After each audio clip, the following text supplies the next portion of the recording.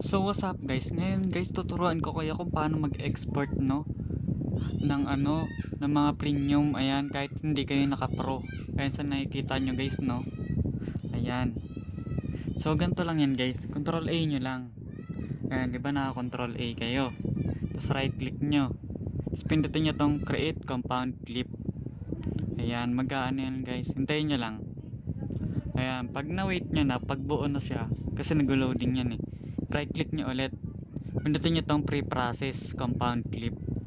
Ayan, hintayin nyo lang mag 100% yan.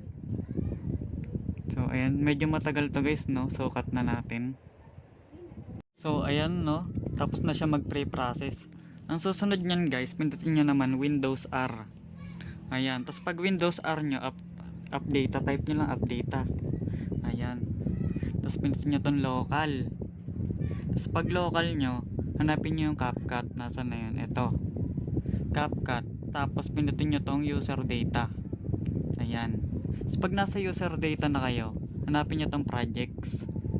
Tapos nyan, sunod nyan, itong live editor. Tapos hanapin nyo lang yung title ng CapCut nyo. Ito sa akin 06061. So ayan, balik na tayo. 06061, ito. Tapos itong resources. Tapos itong combination next. Ayan. Syempre ayan, 'di ba? Syempre try muna natin kung nagana. So pindutin natin yung folder. Nakamalaki pala. Kung nagana siya.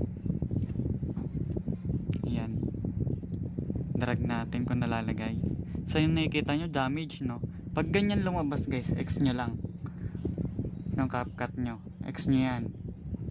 Ayan. Tapos X nyo lang, 'di ba? Tapos open nyo ulit yung CapCut nyo. Ayan, open natin yung CapCut natin. So ayan, create project. Huwag nyo aalisin tong combination. So ayan, pindutin nyo lang yung last nyo, ito yung 06061. Yung title kasi yun guys, di ko napalitan eh. Ayan siya. Tapos i-drag nyo na. Ayan, lagay nyo na. Ayan, makikita nyo, ayan na siya, no? So ito kasi guys, hindi ito na-export eh. So ayan, tanggalin na natin yan. Lagay muna natin to. Tapos ito, alisin na natin. Delete. Ayan, delete na natin, no? Ayan na, pwede na siya. Ma-export nyo na siya. Yan, no? Diba libreng yan guys, pro. Yun lang.